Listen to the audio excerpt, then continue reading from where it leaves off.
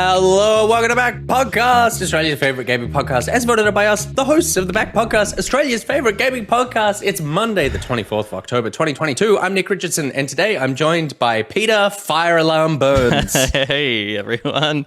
Woo! And that's it. It's just you and me. Aaron. Aaron? Oh, Aaron. I didn't even fucking see Aaron there. Is that what we've gone with? That's what we've chosen for today. Do you think that... So are you implying that Pockety is his handle? Yeah. And not, like, its name? Absolutely. Yeah. Like, no one's born a Pockety. That's so true. That's like if someone... You were born a Nick Boy. I was, wasn't I? I guess being born and named Pockety would be like someone naming me Humany. Like... terrible name. Yeah, okay, that makes sense. I like that. Actually, no. I don't want to cast dispersions on the name Aaron. I guess I'm just saying I've known a couple of Aarons. I cared not for them. Yeah, Aaron is it's a tough name. It's kind of a little rat bag name. It is. Well, it's the double A at the beginning. I feel like it's untrustworthy. It's just a play for being at the top of the roll call list. Yes, and fucking everything basically. The yellow pages. Yeah. Aaron, have you? Sassel says Aaron is a front of the line name. Sure is. It definitely is. Have you ever recently gotten the phone book? No. I got the phone book. Like, just didn't ask for it. It just turned up at my house. It is so small. It's like this big. Is that the yellow pages? That's how big the phone book is. Or is it the white I assume pages? so. I'm sure. I mean, I didn't even look at it. I saw the word phone book, and I tore it in half. It's like a man, and then I tossed it in the recycling. It'll make good. Yeah, exactly. But yeah, it's so skinny right now. I feel bad for whoever's producing that thing. And I also guess I feel bad for the people who decided that they needed to put their number in the phone book. Yeah. You know what I mean? Yeah. Does the white pages still exist? Like, does calling people's home? No one's got a fucking landline anymore. Who has a landline? And maybe people watching who live with their parents might. My parents got rid of their landline. They're like... When? Like 5 or 6 years ago now. They're like, we just don't use it anymore. It just feels like, although I do miss a phone whose only purpose was to be a phone. Yep. I miss a cordless phone with big chunky buttons on it that would light up green. I miss the phone that does that, the rotary dial, which I had when I was a kid. Yeah, my family's got a couple of those hanging out. Yeah, but I feel like if you could think of the amount of spam you're getting on a mobile phone right now, I cannot imagine the uselessness of having a phone. Like, why the fuck would you have it? No one would call it except for someone. Well, trying to. I think the benefit of a device built entirely for one purpose, and that purpose being phone calls, like a shovel, not like a shovel. And that purpose being phone calls is that every time that it vibrates or goes off or makes a sound, it's a call and you can just ignore it. Whereas when it's a mobile phone, it's sitting on a table and it starts to vibrate and you're like, oh, what's that? Oh, it's a fucking text message from someone. Now I have to deal with it. Such a good point. It's a fucking Slack notification from Gus, who hasn't read the email. That's Will saying, actually, I'm sick. I can't just go through and burn everyone in the company. That's Pete saying there's been a fire alarm. I'm running late. There was a fire alarm. Good. I feel like we chewed up a significant amount of time here. Well, time well wasted. Normally would have spent. Exactly. Yeah. Although, Narcotex, man, remember when the phone would go off and you'd have to run and get it, and if you didn't know who was going to be on the other end. Well, you could. Was it star 69? That's what it is. I think that's what it.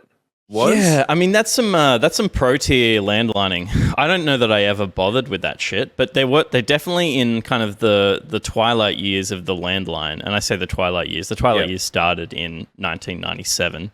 They started to introduce some like, hey, everything's digital. We can fucking add some cool little features here. You might not have a voice. What do they call the voice box? Not voice box. Voicemail machine. Yeah, voicemail. You might not have voicemail, but you can use this free service if you're with Optus. To find out who just tried to call you, and then a thing would talk back to you and go 9 8 7 1 1 1 3 9, and you'd be like, "Fuck, I missed it." So you'd have to hang up, pick it back up, dial that number again, and then go back through and try and get that number. But also, like, there were some phones where you could save numbers into them. But even when you got that number, it's like, well, that's probably meaningless to me. Like, that number doesn't help. No. Because what I can get with my phone is I go, oh, like, I feel like we all underestimate how important screening calls is in our lives. And if I look at, like, my missed calls on my phone right now, it is entirely people who I'm just not interested in talking to. If you try to call me and I don't answer, are there any Aarons on just there? know do I have any Aarons? Just know I always have my phone on me. So I did not miss that call. I knew that call was coming. I saw your name. I chose not to engage. I've got one Aaron in my phone. Oh, it's Aaron from TikTok. He's okay. He's reasonable. He's okay. For a TikTok. Yeah. I mean, I only need to talk to him for 30 seconds. That's a TikTok joke. But I will say, finally, before we move on with our lives, I did star 69 on my phone a couple of days ago because I saw it in a TV show. And so I was like, what TV I'll give show? that a shot. Blue Healers? No. That is how they solved most of the crimes. Most of the crimes they star 69. No, so it was in The Watcher, the Netflix Ryan Murphy thriller show about weird shit going on in some house that this family bought. Anyway, that was real. That's based on a true story, right? Yeah, I don't fucking know how. I'm waiting. Like, I've got one more episode to watch, and it's just like I'm just trying to get to the fucking finish line with this show. So, and the only reason I'm doing it is so I can Google how much of The Watcher was real, because it cannot be the amount that is in this show. Otherwise, this story would be more popular than the Bible.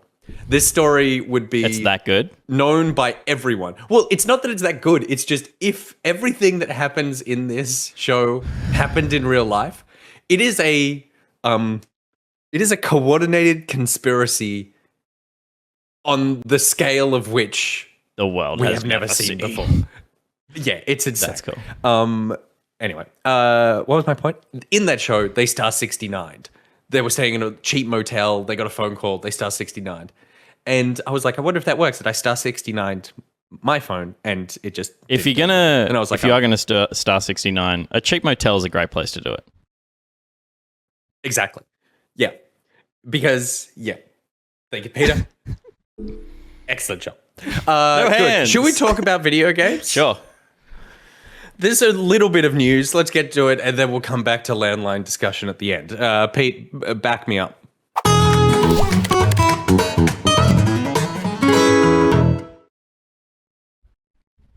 The backup is presented by one of our top Stitch patrons, the best evil person we know, Taylor Swift, for making me cry all weekend. Pete, if you listen to the new album. Pete? I've not listened to the new album. I will passively absorb the Swift songs that make it into popular culture, but I will not. I will not seek them out. Peter, it's so good. It's so good. I would say, hang on, let me just quickly. Best albums of all time. Yeah, it's right there. I see it. And so it's definitely better than. Oh, do we want to start at 500 with Arcade Fire's Funeral? No, let's go to 50 to 1. Because you don't reckon it's better? Okay, it's definitely... It's definitely better than Marvin Gaye's What's Going On. It's 100% better than Beach Boys' Pet Sounds. It shits all over Abbey Road. And never mind Nirvana, you've been trumped. Because there are rumors by Fleetwood Mac that this album is better than that. It's so fucking good. Okay, good. Trufflebeak said, "Don't touch my Beach Boys."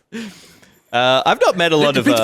I've not met a lot of kind of like really staunch Beach Boys defenders because they were always number 2, and they came out with Pet Sounds, which was a fucking brilliant album, and then then just got buried under the Beatles again. So no matter how hard they tried, they just could not catch up. According to Rolling Stone, the Rolling Stone, which one? I know multiple. Multiple Rolling Stones. So the band Rolling Stone, surprisingly, did not put their album as the number 1 greatest album of all time. The magazine put Beach Boys' Pet Sounds as number 2. Yeah, and then Marvin Gaye's What's Going On is the number 1 album of all time, which is a big swing. Abbey Road is like 5th. Yeah. And Taylor Swift's new album is it's not even in the top 10. When was this list put together? Not yesterday. September 2020. I'll tell you what she's the top of. She's the top of Spotify. The queen of Spotify. Yeah. And if anything, over the last sort of 5 or 6 years, if the last 5 or 6 years have taught me anything, it's that expert opinion does not matter. I know. That it is purely the populace. And more importantly, the algorithm that determines what is of quality. Okay, shut the fuck up. Evil Spy Boy is what I'm trying to say. Something about Evil Spy Boy. Get your exclamation mark Spy Boys out of the chat because thanks for his generous Patreon support. Evil Spy Boys bring you the backup and he's hoping you bring the generosity. Food Bank Australia. Food Bank provides regular breakfast support. 132,000 students at schools across the country, and on top of this, more than 200,000 kids seek food relief for their charities every single month. Donate at foodbank.org.au. Nightbot, do your thing. Head to tasteofmultifish.com for more info. Oh, god damn. Good read. Pete, I'm going to send you some songs after this. You will listen to them. I'll listen to them in the car on the way home. Yeah, good. Let's back up and look at the biggest stories of the week as voted on by us, the host of Backup, where we back up and look at the biggest stories of the week. We have no guest except for Aaron, who I believe works here. So, Peter, hit me up with a story that made you back up and go, whoa, that's a pretty big story. Can I start with the one that I actually picked then? Rather than the one that's first? Because I've not read anything about this. Ah, fuck it. We'll start at the top. Yeah. Red Dead. No. Red Dead. No. Oh, okay, really? Yeah. Oh, good. Let's do it. I was going to throw to Aaron at the end, but sure, whatever. So Red Dead Online, Stadia players will be able to transfer their data. But there's a catch, as there always is. Now, do you know what the catch is? Because I've not read the article, but I assume it's only one guy who's playing Red Dead Online on Stadia. So they're just doing his one, and no one else gets that access because no one else is there. So that's what you think. So tell me what you think the catch is. It's just the guy, this one guy who we spoke about a couple of weeks ago with Stadia shutting down. 6,000 hours. He's really pissed because he won't be able to transfer his thing over. You think the catch is only he gets to do it because no one else is playing Red Dead Online through Stadia or in general. Yeah. That's a good catch. This one is not. Is it better than that? No, I don't think it is. I think for that one dude, that catch would be better than the real catch. Okay. Which is Rockstar have said that the people who put a bunch of time into Stadia can transfer their progress to another platform. But the catch is that they have to have played the game on that other platform within 30 days prior to Stadia announcing their shutdown. So they need to have played on another account, on another platform, 30 days before Stadia announced that they were shutting down to be able to transfer. So they needed to which I say be beautiful mind, like Sixth Sense prediction. Yes, like the dude, what put 6,000 hours into a video game on a platform is not also playing the game on a different platform. it is physically impossible for that person to have put any time into any other platform or account. Is that not the weirdest? I mean, that's absurd. I get it. I get that, like, it must be difficult, and so there's just, but it's so bizarre to me. That is so no one will ever use this. No one will ever use this. They should just slyly, like, sort that one guy out. Mm-hmm. Just like, don't do it publicly, because if you do it publicly, like, maybe there's 1,000 people that played it on Stadia. Maybe. And you don't want to deal with 1,000, like, very custom port solutions for whatever. Totally. So just go, dude, slip into his DMs, go, we'll sort you out. Don't tell anyone. You, from this point forward, you don't exist, but you're happy. Yep. You can't make any more content because people will know that you're playing on that account. So you disappear. We'll send you to Belize. Yeah. Give you a great internet connection. Yes. Change your name to Aaron. Here's 1 million gold bars or whatever the fuck the currency in the game is. You'll live like a king. Here's 1 million stirrups. I like that. I think that that's the better solution, because surely the other thing is something that Loki Cat has continued to offer me as a service, because Star 69. one of my favorite games of all time. Tay. Oh, right. Also up there as one of my never finished video games. Very looking forward to finishing that game because it's now on Steam. In order to finish that game, though, I need to now start it on that platform, and I've played about half of it on the PlayStation. Loki Cat keeps offering that he will grind the game for me until I get to the point where I left off, and then he'll pick up. And I'm seriously considering letting him do it. Letting him? It would be a privilege. Rockstar need to offer something like this for this guy. Yeah. Like, we've got a ton of employees.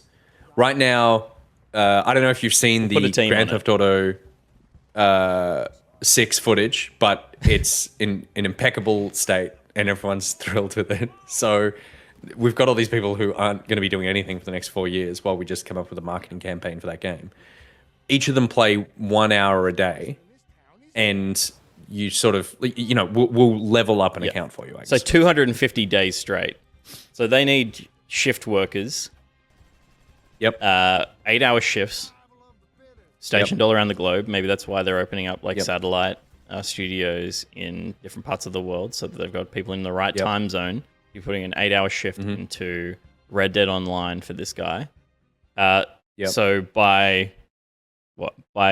July next year, you'll have your account back at spec. At spec. Don't you reckon that feels reasonable to me? That feels like a good use of resources. Don't you think that would be potentially the best PR move a company could ever make? Only if they live streamed for 250 days straight. Interesting. Just like, I want to see people punch their card as they clock in for the day, sit down at a desk and fucking grind Red Dead Online without a break, 8 hours. Punch out. We switch to the Brazilian team who are doing shift 2. Yeah. Oh my god, this is such a great idea. Nicotex, they don't even need to grind anything. They're in full control of the save files. They could literally make one and set it up. Shut up, Nicotex. Go fuck yourself. It's obviously they can't, because they would have done that if they could. So this is the only solution. The only solution is for 8-hour shifts of Americans, Brazilians, and New Zealanders playing Red Dead Online for 24 hours a day, streamed on a Rockstar Twitch channel. I'm going to call PJ and get this happening, Pete. Good. Make the call. Okay, great. What a ridiculous... I mean, I guess it's nice that they're trying, but my God, if I would be shocked if anyone uses that. I would love to know if you are someone who... no one watching uses Stadia. Okay, Pete, give me your actual story. Yeah, so G4 is no more once more. That's nice. Good. I mean, good. I mean, good rhyme, not good that they got. You seemed very happy about that for a second. Yeah, I rationally hate them. So less than a year, just under a year since they kind of announced they were coming back, they've been scrapped again, and basically everyone found out through a tweet of a leaked Comcast email that went out about them shutting it down. So David Scott, the CEO of Spectator, which is a division of Comcast, sent a company investment memo saying, we made a bad investment in this and we're getting rid of it. And that's how most staff found out that they would no longer be going back to work at G4, which is a brutal way to find out. Now, just so fucked. Yeah, it's awful. So they've been running for just under 12 months again. For people who aren't aware, G4 was basically like a good game in America. It was a television show in the noughties that covered video games. Was very much. It was a television network. Yeah. It was part of a I can't remember which kind of parent company they fell under, but there were a bunch of different shows. It was basically a channel that was running constantly with video game content. You would have, in your time, come across people like Adam Sessler, who was on that show, who has since gone on to remain a kind of big part of the American games coverage industry, and was back for this. And you may also have seen Frosk did one of their hosts did a great kind of essay rant about sexism in the games industry, kind of like end of last year, or was it start of this year? Yeah, I feel like it was when it just launched, maybe, I mean, which was 2021. Yeah, maybe it was mid last year, but it was it kind of got a lot of traction. And it was the start of this year, Kit. Thank you. And they had a great kind of network of hosts and a bunch of different shows. But again, they struggled to find traction with any of them. A few thousand views, sometimes I think 30,000 views on some of their kind of bigger videos. But when you look at the production that they were putting together, it was just an expense that wasn't seeing a return in terms of audience, which they could sell against. So I think that they probably had the groundwork in place to build to something strong, but networks don't fuck around with that kind of stuff. Comcast pulled out as soon as they saw an opportunity to.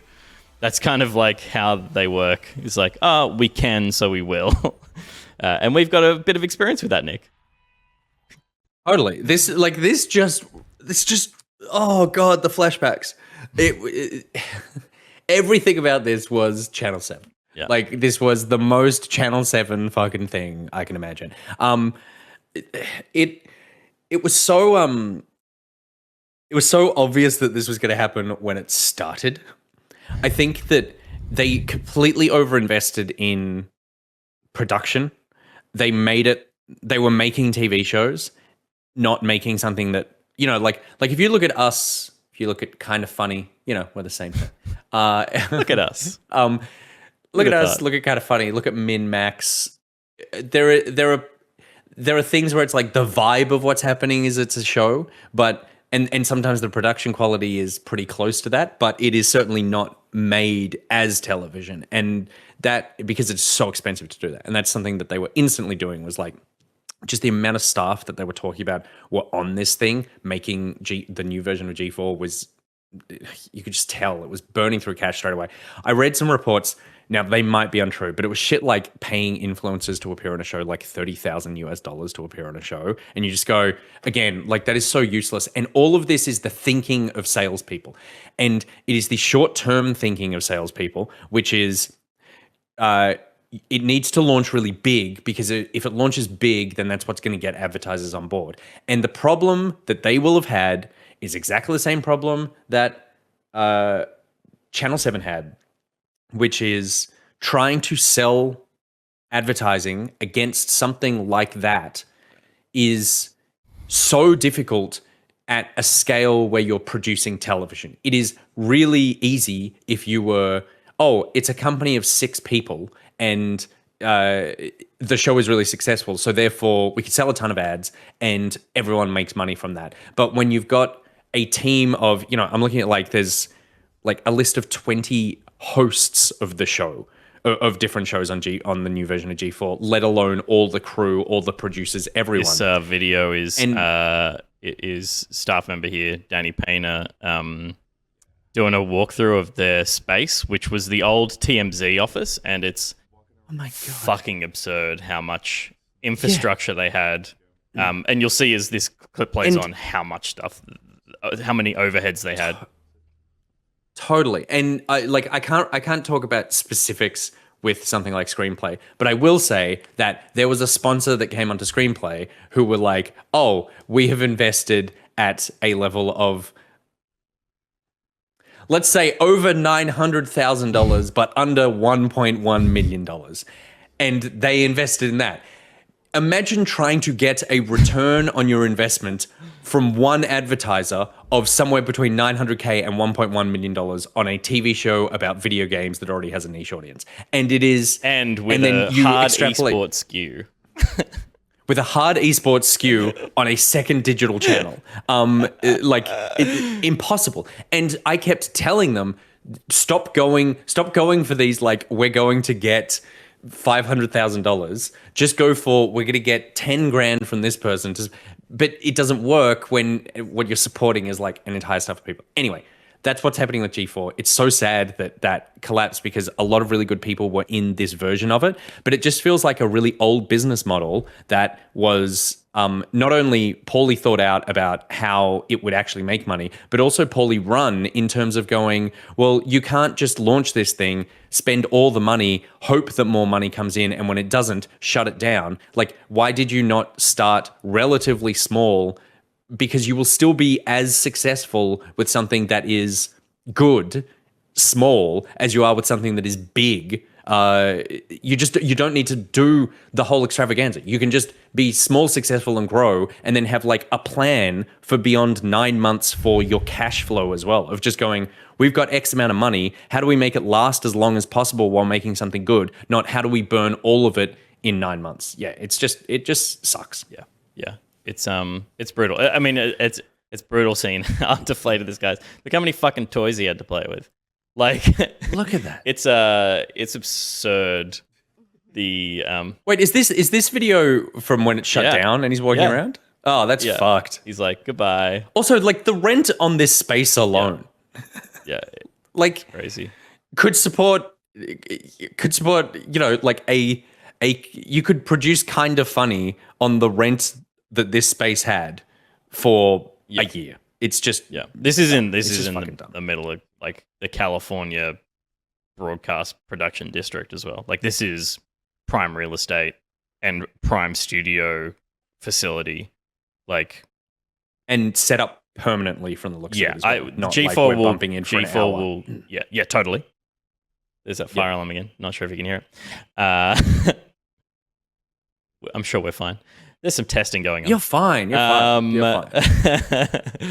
He says safe 2 hours away in the rain. I mean, this looks expensive, and you look at a Rooster Teeth kind of facility and go, that looks expensive too. But that's an hangar in the middle of Texas. That's not prime real estate. This is that and more in California, where people want that fucking space. So absurd to go that big and expect it to work long term. And also, a lot of the people who were hosts were actually really good. So it's it wasn't that the shows But the shows probably felt a little staid because they were like, I watched a bit and I didn't continue because also it's like it's TV, so it kind of needs to be safer than what you expect, the way that we consume media these days. Anyway, I mean, everyone knew this was going to fucking happen, but it's just sad that it happened, and it's sad that it happened the way that it did, particularly with the way people found out just on Twitter that they'd lost their jobs, which is just, again, such a corporate shitty way to handle everything. Yeah. Just capitalism sucks. Everything should be Patreon supported. That's what I say. Like the entire world. There shouldn't be a everything shop should be that you could supported. buy anything with. Should. It should be, everyone should get 90% of their income from Nigrotex and then 10% we didn't respond to Nick else. On Slack. Let's do that right now. Oh, that's fine. Yeah, okay. So Friday 28th. That's gone. No, that's coming up. 31st. Does that work? Calendar. Let me float that with, I'm just gonna float that with Steph as well. We've got okay, that date's gone. Yeah. 31st. When's Halloween? Is it 31st? The 30th? Who cares? Okay, it's 31st. Because the 31st is one of them. Yeah, okay. Yeah. We don't want people trick-or-treating in the middle of our thing. I might be able to do Friday. Okay, cool. Maybe we can do Friday. Good company meeting. Let's move on to the last story. Yes, let's. So news sucked this week. There was like lots of video game news, but all of it was pretty boring. Or horrific. And so I've chosen to go with the story that has captured my attention for the last month or so, and that is the cheating scandal in chess. Technically, the butt plug saga. A game. All right. Yeah. And technically a video game because most people just play on chess.com. And so I'm saying it's a video game related story. Mm-hmm. It's interesting that you say the butt plug saga because first of all, it was vibrating anal beads. It wasn't a butt plug. And second of all, it was just... The butt is still plugged by the beads. To me, interesting. Is it plugged or is it filled? I would say it's filled because you could bead all the way up inside. The last bead. And then... It's going to have a little tail on it in some instances. That's very interesting. I would still say that's blocked rather than plugged. Okay. To me, plug implies that I've shoved something in there to stop anything from coming out. Yes, yeah, it's a stopper. It's a stopper. So it's interesting that you bring that up because I think that sentence is actually probably the thing that tipped all this over the edge, which was, for those who don't know, Hans Niemann is a chess grandmaster who is a bit of a troll and very fun to watch. And he beat Magnus Carlsen, the world champion, probably the greatest chess player that ever lived, in an over-the-board chess match about a month ago. And after the game, Magnus Carlsen resigned from the tournament, saying that he can't, with a tweet of a video from Jose Mourinho saying that I can't talk about why, I can't say anything or I'll get in trouble, and saying that he'd resigned. He then didn't say anything for like a week and a half as to why he resigned. Everyone assumed it was because he thought that Hans Niemann was cheating at chess. There's no proof. Hans Niemann then comes out and says, I have cheated before on chess.com twice in my life, remembering that chess grandmasters and prodigies are playing since they're like 4. So one of the times was like when he was 12 or 13 years old. And it's like, okay, like I was a 13-year-old kid. I cheated in a game online because basically he was like, I knew I was better than what I was. And I just wanted to get through some games to move on. Public opinion at the beginning was like, Magnus Carlsen said that Hans Niemann's cheating. Oh my God, this is so intense. Magnus is our favorite person ever, even though he's a bit of a douchebag. So, yeah, he must be right. He doesn't say anything for a week and a half. Public opinion swings to Hans Niemann's way because it's like, what's up with this? Magnus has no proof. He's not saying anything. Hans Niemann's just out here left high and dry, hanging. Hans has come out and give this impassioned speech about how I cheated a little bit online when I was a kid, but that's it. I've never cheated over the board. You can scan me, test me, do whatever. Everyone loves him. Magnus Carlsen then comes out and says, actually, like, it was like 2.5 weeks later or something, he's like, I have more information about this. There is more to this than you know. Cheating is a huge problem in chess. It's an existential threat to the game. Hans Niemann cheated. I believe that Hans Niemann cheated. Chess.com then came out and said, actually, we found out that Hans has cheated more than just twice because we've got all the records. Are we going to show them to you? No, we're not. But trust us, he cheated more. His coach was a cheater. So he learned how to be a cheater from his coach. Chess.com also recently bought Magnus Carlsen's company. So Magnus Carlsen sold his company to Chess.com for like $100 million or something. Like, it was an absurd amount of money. So he has a vested interest in Chess.com now, and Chess.com have a vested interest in Magnus Carlsen. They both want to keep, they both want to keep each other happy. And so there was talk about, is Magnus trying to smear Hans, and now he's getting chess.com like to dig for information, but no one's actually putting out any proof. They're all just saying this stuff. Hans Niemann's reputation is now being completely sullied and called into question. On top of all this, at one point, someone made a joke about like, how the fuck do you cheat in over-the-board chess? How do you do this? Because basically for these big tournaments, you are checked for any communication device. You're not allowed to have your phone.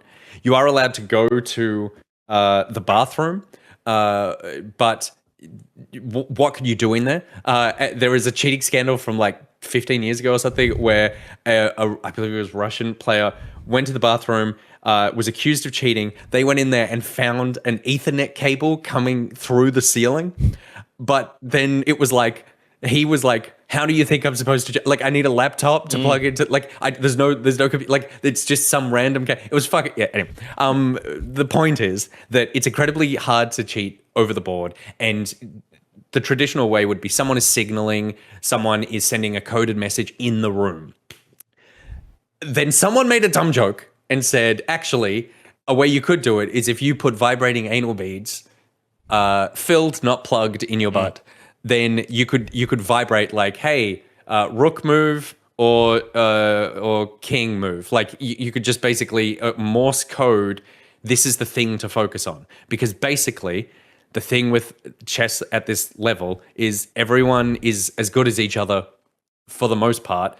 Everyone can see all the plays. It's just how far ahead can you think? And chess engines can, like computer chess, can think much further ahead than the average person. But a chess grandmaster can see all the available moves. They just have to figure out which one should I make that will result in the best possible outcome in 15 moves time. So all of this has been going on now for a month, and there has yet to be anything concrete that has come out. Now the most concrete thing has come out, which is Hans Niemann has decided to sue Magnus Carlsen, Magnus Carlsen's app Play Magnus, the website chess.com, chess.com's Daniel Wrench, and also the streamer Hikaru Nakamura, who is a really, really famous chess grandmaster, like probably the second best player in the world sometimes, for $100 million. And the lawsuit that he put out came out with the greatest fucking tweet of all time, which is why I think even if this kid has been cheating, he has been a net positive for chess, because one of the best chess clips to have come out in the last 5 years is he beat Magnus Carlsen in this incredible game a couple of months ago, walked out, it's being broadcast, they're like interviewing him and going, okay, so like, how do you feel? How did that game go? What happened? They hand him the microphone. He looks down the barrel of the camera and he goes, the chess speaks for itself, and then walks off down the hallway. And it is just like the biggest mic drop of all time. It's just phenomenal. He tweets out this lawsuit with a screenshot, with a link to the filed lawsuit. And he just says, my lawsuit speaks for itself. Mwah, mwah. Oh my God. Hans Niemann, you're a mensch. I love it so much. But the big part kind of around all this, and I realize I'm just been ranting about chess for the last 5 minutes, is that I really think if it wasn't for the vibrating anal beads thing, this lawsuit probably wouldn't have gone ahead. Yeah, okay. And it's probably and I'm no lawyer. I don't know a single lawyer. I've never even heard of the law. I refuse to respect it.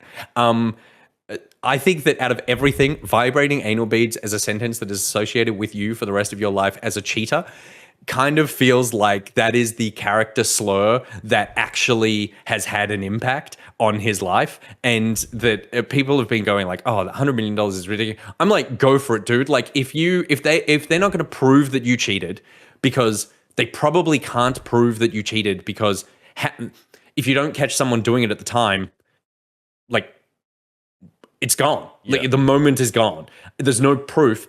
They've just said, we think you did. And they have completely, everyone, like people on the planet who don't watch competitive chess at all have heard about this story. I say go get yours and see what happens. I cannot wait to see the discovery around this. I cannot wait to see how this plays out. Like the game of chess has turned into actual warfare. And it is, I shouldn't be this excited about someone's career and reputation being ruined. But I just hope that he comes out of this like $30 million richer and then continue to just like be a chess troll. Many anal beads as he likes. Peter, I've given you a terrible lead in to what do you think about this? Because really it was just an excuse to talk about how cool this story is. I don't have a lot of thoughts on it. I just think it's funny. Yep, good. I don't care. But I don't want people to cheat. So catch a cheater if you can, and I don't want to troll and cheater to get away with it. So if this Neiman guy is actually sus, that's shit. That he's just kind of like, I guess, smearing the integrity of chess. 100%. But if he's done nothing wrong and Magnuson is just a bit of a sore loser, then it kind of just goes, which like I don't think he has been in the past. Is the other thing that kind of people say about Magnuson, but I guess it can be quite personal as well if they just are guys that don't like each other. There's a difference between losing to someone you don't like than to some young upcomer who you're like, oh, well played. Yes, totally. And he also, like, Carlson is also like, is arrogant the right word? Maybe. Like, he's just so good that he's kind of earned the arrogance, I suppose. It's part of the character. Like, chess is a bit like esports, where there's all these people who have no charisma and personality, but actual enormous egos, and that they've replaced the idea of charm or personability with and confidence with just sick rook plays. Yeah, with intelligence and ego. And so it is amazing when those things come crashing in on each other. Yeah. But yeah, it's just wild. Like it's just one of those stories where it's getting better and better as a viewer. Obviously, if he was cheating in the game, that is terrible, because it is like, yeah, it is an integrity thing. But if he wasn't cheating, this has just been the wildest fucking, because no one has really ever been able to catch many people cheat at chess. It's just so hard to catch that happen. And for it to play out like this now with a $100 million lawsuit with vibrating anal beads listed in the law, like, is just, what the fuck is happening with this incredible game? So yeah, that's my story that caught my eye this week. And it didn't catch my eye. I've been obsessively watching every video about it every single day. I wake up in the morning, the first thing I look at is Gotham Chess's website as to, has there been a new breaking development about what is going on? Gotham Chess. He's like he's a chess YouTuber. But like Gotham is in Batman's Gotham? Yes, exactly like that. Cute. But he's actually funny. He actually does have a personality. Yeah, nice. Peter, do you like nervous New York Jews? Because if you do, I fucking do. Yeah, you're gonna fucking love Gotham. Amazing. Good. And also, I saw earlier Reese Wild in chat saying Discovery. Okay, now cough, which is great. Cool. That is all the gaming news that happened this week that was at all relatively interesting to talk about.